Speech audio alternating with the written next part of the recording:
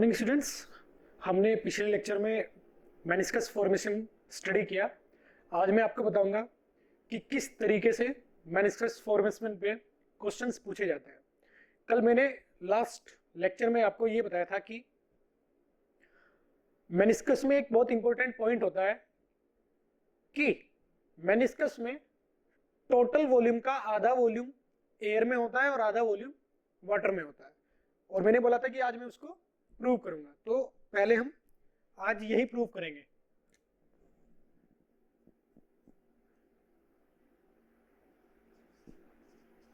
Proof of the volume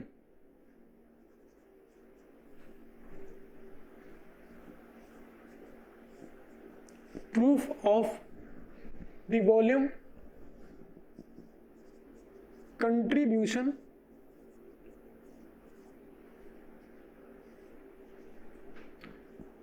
in meniscus।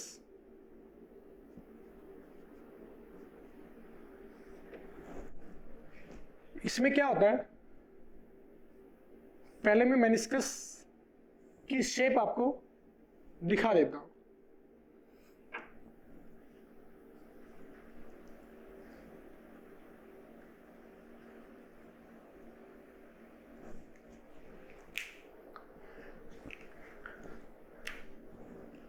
पानी इसमें मान लेते हैं कि यहां तक था, इस लेवल तक इसमें पानी फिल किया गया था, और बेस रेडियस r है, टोटल हाइट पानी की h है। ये इनिशियल सिचुएशन है। अब हम रोटेट कर देते हैं इस पानी को किसी भी मैकेनिज्म से, तो फाइनल सिचुएशन जो देखने को मिलती है पानी की, वो मान लेते हैं ये आती है, कुछ इस प्रकार से आती है।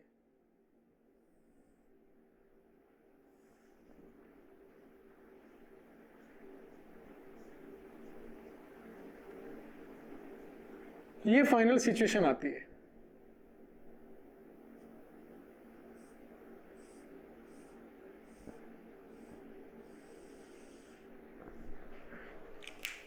मतलब अब जो पानी आपको नजर आएगा वो कुछ इस शेप में नजर आएगा।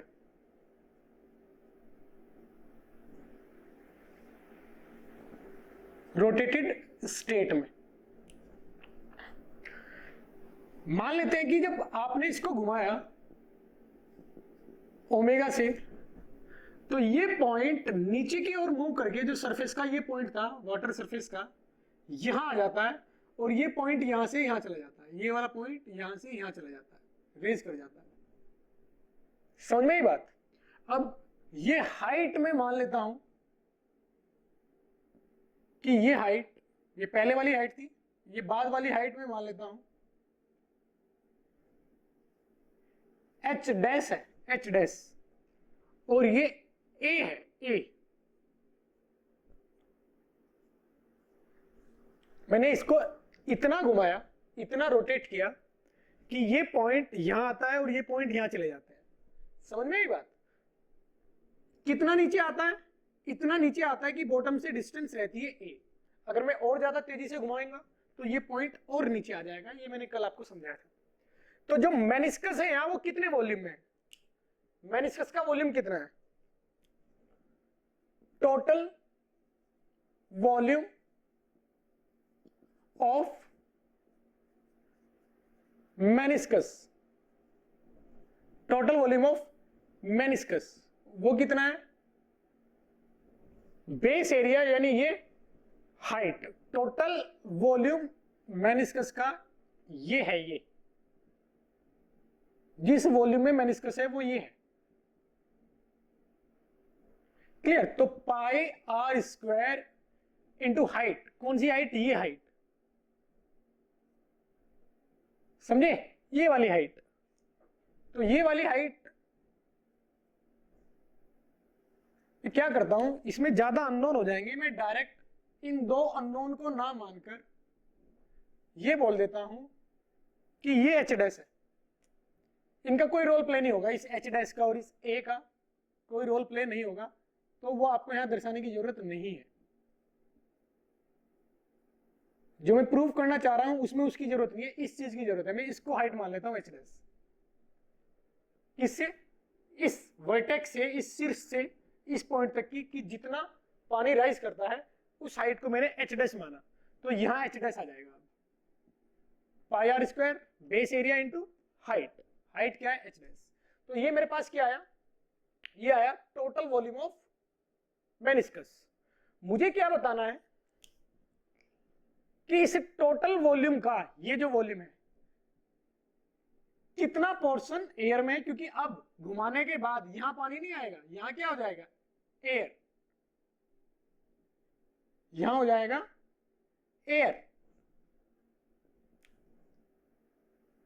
पानी कहां होगा? इधर। ये पानी होगा, यहां होगा एयर और ये होगा वाटर। समझ में ये बात? मुझे ये बताना है कि इस वॉल्यूम में, volume A B C D, total volume of A B C D, meniscus किस में है? ए बी सी डी में, तो उसका वॉल्यूम आएगा पाई आर स्क्वायर एच डैश। इस टोटल वॉल्यूम में कितना एयर का वॉल्यूम है और कितना पानी का वॉल्यूम है, ये मुझे कैलकुलेट करना है कि ये किस तरीके से कंट्रीब्यूट हो रहा है। अब क्या करता हूं मैं, इसको प्रूव करने के लिए हमें इंटीग्रेशन की हेल्प करनी होती है, इंटीग्रेशन की हेल्प लेनी होती है। किस तरीके से, मैं उसको अलग से रख के आपको बता रहा हूं। ये चीज कुछ लोगों की समझ में आएगी जो इंटीग्रेशन जानते हैं, कुछ लोगों की समझ में नहीं आएगी जो इंटीग्रेशन नहीं जानते हैं। समझे? तो मैं सारी की सारी चीजें, जैसे नीट वाले बच्चे भी लेक्चर देख रहे होंगे, तो उनके लिए भी मैं हर एक चीज यहां बताऊंगा। इंटीग्रेशन किस तरीके से करते हैं, उसका क्या मतलब होता है, वो मैं यहां बताऊंगा। देखो मुझे क्या कैलकुलेट करना है। ये एक्स एक्सिस है, ये वाई एक्सिस है। मान लेते हैं मेरे पास एक पैराबोला है, ये पैराबोला है, अपवर्ड पैराबोला। समझे? मुझे ये बताना है कि y 0 से लेके कुछ वैल्यू मान लेता हूं h है, यहां तक।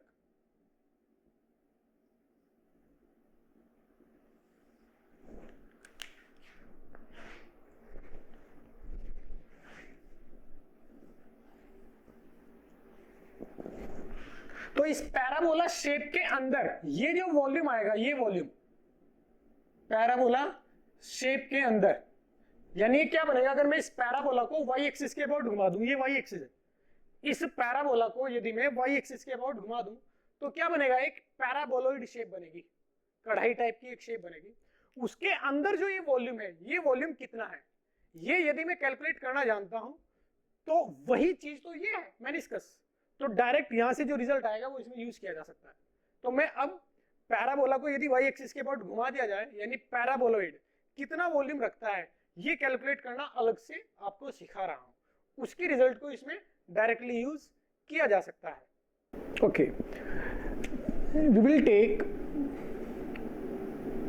ये टोटल हाइट h मुझे दिया गया है। जैसे यहां टोटल हाइट कितना है, ये h डैश, तो मैं h मान लेता हूं इधर और फिर फॉर्मूला कैलकुलेट करता हूं। मैं कहूंगा कि यहां से अगर मैं ये पूरा वॉल्यूम जो इस कढ़ाई टाइप स्ट्रक्चर के अंदर है उसको यदि मैं कैलकुलेट करना चाहता हूं तो मैं कुछ इस प्रकार से करूंगा कि यहां बॉटम से x डिस्टेंस ऊपर एक एलिमेंट मानूंगा जिसकी थिकनेस कितनी होगी? dx। ये थिकनेस हम बहुत ज्यादा छोटी मानेंगे, dx।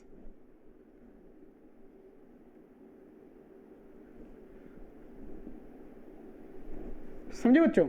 अब इस थिकनेस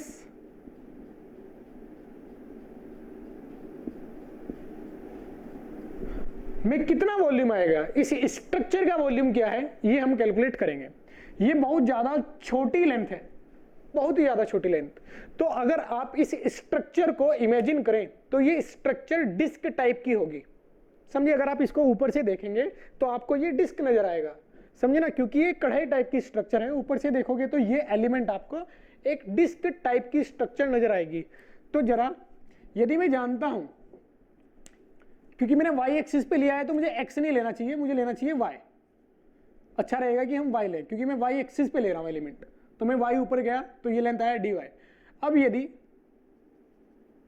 मुझे इस एलिमेंट का वॉल्यूम निकालना है, वो वॉल्यूम बहुत छोटा आएगा, क्योंकि ये एलिमेंट बहुत ज्यादा थिन है, तो इसका वॉल्यूम भी बहुत ज्यादा छोटा आएगा।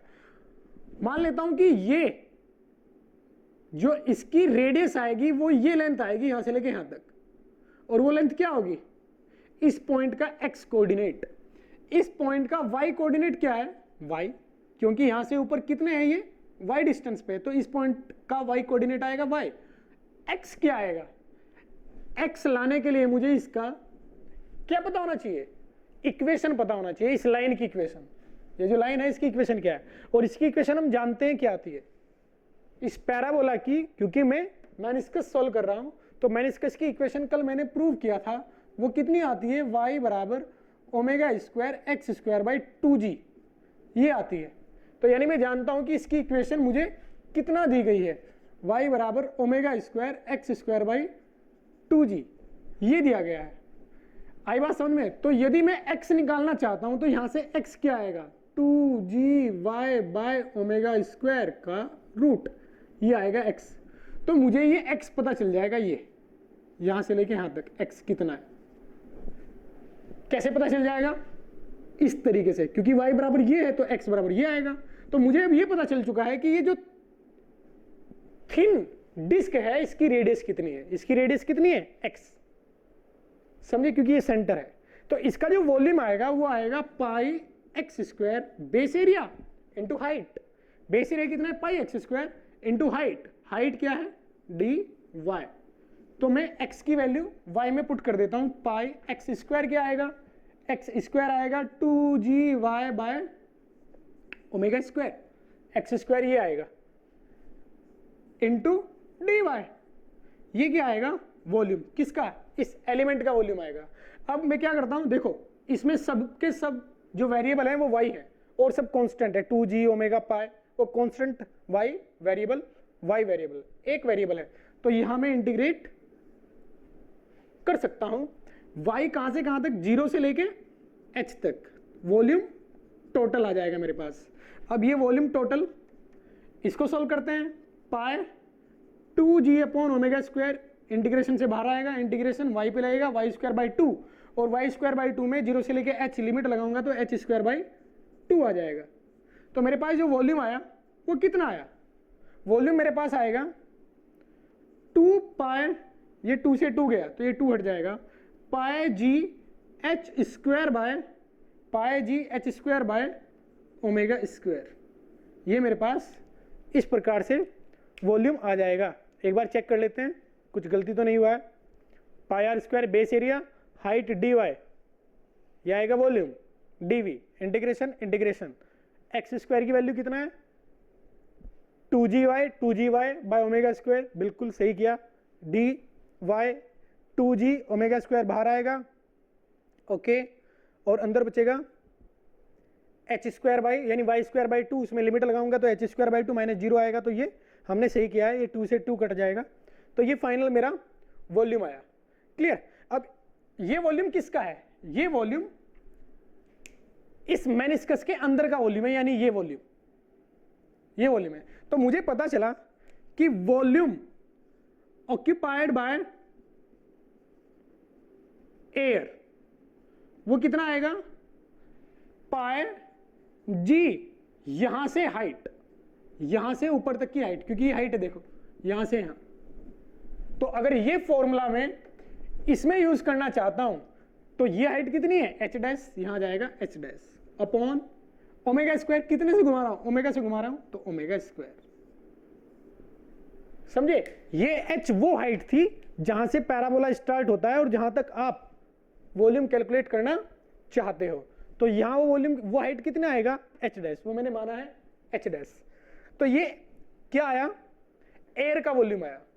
टोटल वॉल्यूम कितना था मेरे पास, pi R square into H dash, pi R square into H dash, ये टोटल वॉल्यूम है, और ये है pi G H dash by omega square. अब जरा इस चीज को कन्वर्ट कर लेते हैं, किस में कन्वर्ट कर लेते हैं, आर में, क्योंकि देखो मैं कंपैरिजन करना चाह रहा हूं इस अमाउंट का इस अमाउंट के साथ, तो कैसे कर पाऊंगा, देखो कैसे, मैं जानता हूं कि ये आर है यहां से लेके यहां तक, तो यदि ये ओरिजिन है 0,0 तो ये पॉइंट कितना आएगा r,0 और ये पॉइंट कितना आएगा, ये पॉइंट आएगा r,h डैश, आएगा नहीं आएगा ये वाला पॉइंट, क्योंकि अगर ये ओरिजिन है 0,0 तो ये x एक्सिस हो जाएगा इधर, जैसे यहां ये ओरिजिन था ना, ये ओरिजिन, इसकी लाइन की इक्वेशन ये होती है।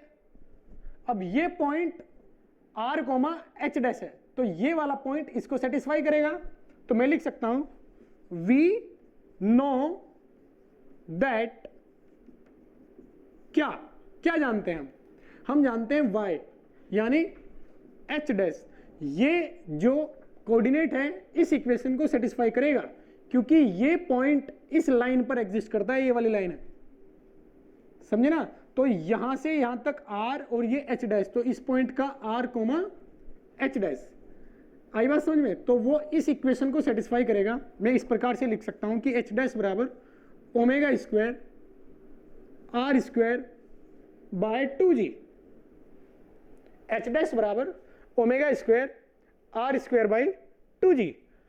अब हमें कंपैरिजन, अच्छा इसकी कंपैरिजन करनी है, तो इसको यहां पाई जी ओमेगा स्क्वायर, देखो यहां लिख सकता हूं मैं g बाय ओमेगा स्क्वायर बराबर r square bye 2h dash, इसको इधर लेके जाता हूं ऊपर, इसको नीचे लेके जाता हूं, g ऊपर ओमेगा स्क्वायर नीचे, r स्क्वायर इधर, h डैश नीचे जाएगा, ये 2 बचेगा, तो इस इक्वेशन से ये लिखा जा सकता है, ये आई बात समझ में। अब यहां से g बाई ओमेगा स्क्वायर की वैल्यू यहां पुट कर देता हूं, पाए h डैश, तो पहले से ये g बाई ओमेगा स्क्वायर किसके बराबर आया, r square upon 2h dash, आया क्या, g by omega square r square upon 2h dash, तो h डैश से h डैश गया, आएगा pi r, okay there is no problem, here should be square, यहां स्क्वायर आएगा, ये स्क्वायर आएगा, तो ये स्क्वायर आएगा, तो नीचे एक h डैश कटेगा, ऊपर यहां h डैश बच जाएगा, उधर वाला सेगमेंट में हटा देता हूं, ये सेगमेंट मैंने हटाया, दिक्कत क्या थी कि h डैश था ना, ये स्क्वायर आएगा, तो मैंने स्क्वायर कर दिया, क्योंकि वहां वॉल्यूम में h स्क्वायर था तो h स्क्वायर आएगा। अब मैंने g बाई ओमेगा स्क्वायर की वैल्यू यहां पुट की, तो नीचे h डैश ऊपर h डैश स्क्वायर, तो एक h डैश से एक h डैश बचेगा, तो यहाँ h डैश बच जाएगा क्योंकि ये स्क्वायर है, तो फाइनल मेरे पास जो आया वॉल्यूम ऑक्यूपाइड बाय एयर आएगा pi r square h dash by 2, total volume कितना है पाई r square h dash, total volume कितना है पाई r स्क्वायर h डैश, है ना, मेरा वॉल्यूम एयर का आया था पाई जी h dash by omega square, h dash square, अब मैंने g बाई ओमेगा स्क्वायर इस रिलेशन से, क्योंकि ये इक्वेशन, ये पॉइंट इस इक्वेशन को सेटिस्फाई करेगा, क्यों करेगा, क्योंकि ये लाइन पे आता है, समझे ना, r आगे चलने पर हाइट कितनी आती है वही ये लाइन दर्शाती है, तो x बराबर r रखूंगा तो यहाँ h डैश रखूंगा, तो इस इक्वेशन से मैंने क्या निकाला g बाई ओमेगा स्क्वायर, क्योंकि मुझे कंपैरिजन इस अमाउंट की इस अमाउंट के साथ करनी है, तो g बाई ओमेगा स्क्वायर आया r square by 2h dash, यहाँ मैंने पुट किया पाई r square h dash by 2, answer आता है। इसका मतलब फाइनल रिजल्ट ये आता है कि टोटल वॉल्यूम का आधा वॉल्यूम एयर में होता है, तो आधा वॉल्यूम किस में आएगा, वाटर में आएगा, इसका मतलब volume air will be total volume by 2 बराबर टोटल वॉल्यूम ऑफ वाटर, क्योंकि बचा वाला जो वॉल्यूम होगा वो किस में है, वाटर में, तो ये एक बहुत ही इंपॉर्टेंट पॉइंट होता है जो आपको याद रखना चाहिए, समझे बच्चों। अब इस पर किस प्रकार से क्वेश्चन फ्रेम होते हैं ये मैं आपको बताऊंगा।